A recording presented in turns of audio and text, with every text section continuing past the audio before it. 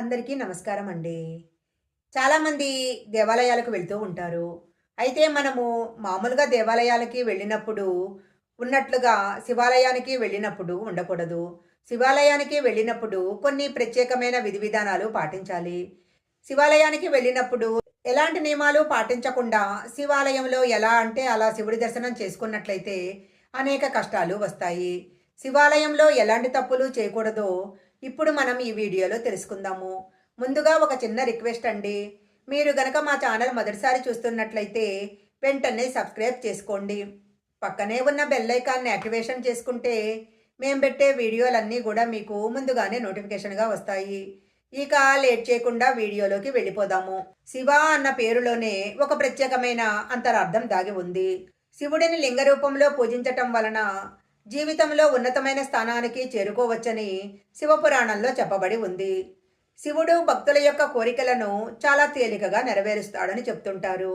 ఒక్క చెంబుడు నీళ్లతో శివుడికి అభిషేకం చేసినా చాలు, సకల కోరికలన్నీ కూడా నెరవేరుతాయి. అయితే శివుడు బోళాశంకరుడై భక్తుల యొక్క కోరికలను చాలా తేలికగా నెరవేరుస్తూ ఉంటాడు. అయితే కొన్ని తప్పులు చేస్తే మాత్రము శివానుగ్రహానికి బదులు శివుడి యొక్క ఆగ్రహానికి గురి కావలసి వస్తుంది. శివాలయంలో కానీ శివపూజ చేసేటప్పుడు కానీ ఎలాంటి తప్పులు చేయకూడదో ఇప్పుడు మనం తెలుసుకుందాము. వీపూది అంటే పరమేశ్వరుడికి చాలా ఇష్టమైనది. ఎవరైతే వీపూది నుదుట ధరిస్తారో వారి యొక్క కోరికలను శివుడు చాలా తొందరగా నెరవేరుస్తాడు. వీపూది ధరించేటప్పుడు 3 గీతలు అడ్డంగా భస్మధారణ చేయాలి. ఇలా గనక వీపూది ధరించినట్లయితే జన్మజన్మల పాపాలన్నీ కూడా తొలగిపోతాయని పెద్దలు చెప్తుంటారు.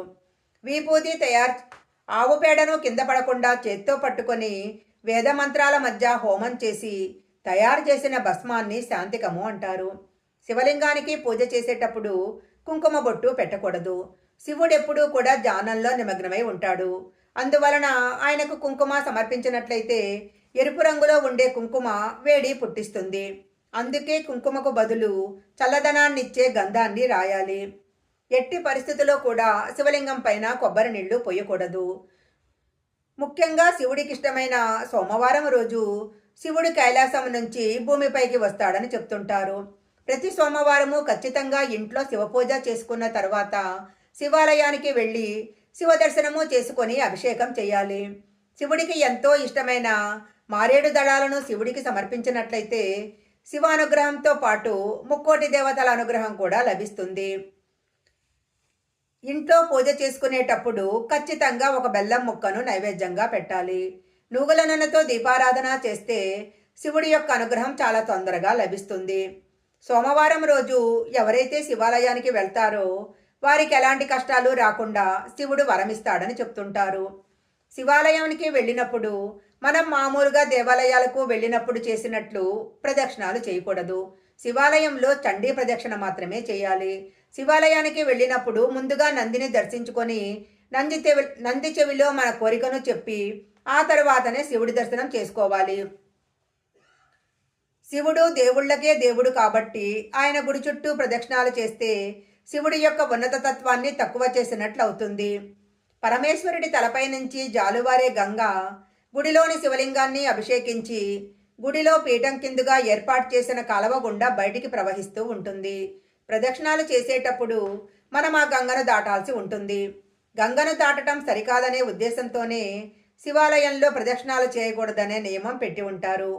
శివాలయంలో కేవలము చండీ ప్రదక్షిణ మాత్రమే చేయాలి. శివలింగానికి అభిషేకం చేయాలనుకున్నప్పుడు ఆవు పాలతో మాత్రమే అభిషేకం చేయాలి. గేదె పాలతో అభిషేకం చేయకూడదు. కొంతమంది పాల ప్యాకెట్లలో పాలను అలాగే శివలింగం పైన పోస్తూ ఉంటారు. అలా ఎప్పుడూ చేయకూడదు. ప్యాకెట్లో పాలను గ్లాసులో పోసి దాంతో శివలింగం పైన అభిషేకం చేయాలి. పాలతో అభిషేకం చేసేటప్పుడు రాగి కలశాన్ని ఉపయోగించకూడదు. ఒకవేళ రాగి కలశంలో ఉన్న పాలు గనక పాడైపోయినట్లయితే విరిగిన పాలతో అభిషేకం చేసిన పాపం వస్తుంది. అందువలన పాలను ఎప్పుడూ కూడా రాగి కలశంలో పోయకూడదు. పూజా సమయంలో శివలింగం పైన పాలు పోసి అభిషేకం చేసిన తరువాత ఖచ్చితంగా నీటితో అభిషేకం చేయాలి. అలా చేస్తేనే సంపూర్ణ అభిషేక ఫలితం లభిస్తుంది. శివుడికి స్వచ్ఛమైన నీటితో అభిషేకం చేసినా కూడా ఉత్తమ ఫలితాలను పొందవచ్చు. శివుడికి అభిషేకం చేసేటప్పుడు మన శరీరంపై ఉన్న వెంట్రుకలు కానీ చెమట కానీ శివలింగంపై పడకుండా జాగ్రత్త తీసుకోవాలి. శివలింగం మీద అభిషేకం చేయటానికి స్టీల్ స్టాండ్ని ఉపయోగించకూడదు. ఒకవేళ ఇంట్లో గనక శివలింగం ఉన్నట్లయితే తప్పనిసరిగా శివలింగం పైన జలధార ఉండేలా చూసుకోవాలి. జలధార లేకుండా ఇంట్లో శివలింగాన్ని పెట్టుకోకూడదు. తెలుపు రంగులో ఉండే పాలరాతి శివలింగాన్ని ఇంట్లో పెట్టుకోకూడదు. ఎందుకంటే ఈ శివలింగాన్ని స్త్రీలు తాకకూడదు. ఇంట్లో ఉన్న పూజా గదిలో 2 శివలింగాలు ఉండకూడదు. పూజా గదిలో మనం పెట్టుకునే శివలింగము బొటనవేలు కంటే తక్కువ ఎత్తులో ఉండేటట్లు చూసుకోవాలి. ఎక్కువ ఎత్తులో ఉండే శివలింగాన్ని పూజా గదిలో పెట్టుకోకూడదు. శివ పూజ ఎప్పుడు చేసినా ముందుగా వినాయకుడిని పూజ చేసి ఆ తర్వాతనే శివ పూజ చేయాలి. ఇంట్లో ఎలాంటి పూజలు చేసుకున్నా ముందుగా వినాయకుడి పూజ చేయాలి అన్న వరాన్ని శివుడే వినాయకుడికి ఇచ్చాడని చెప్తుంటారు. ప్రతి సోమవారము శివుడి పూజ చేసేటప్పుడు పొరపాటున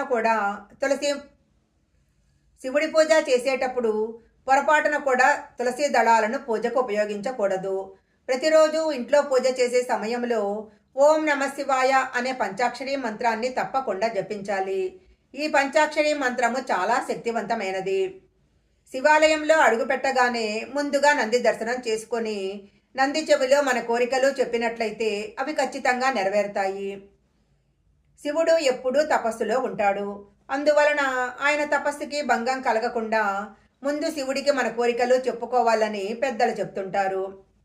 నంది చెవిలో మన కోరికలు చెప్పేటప్పుడు ముందుగా మన గోత్రము, మన పేరు, మన కోరిక చెప్పాలి.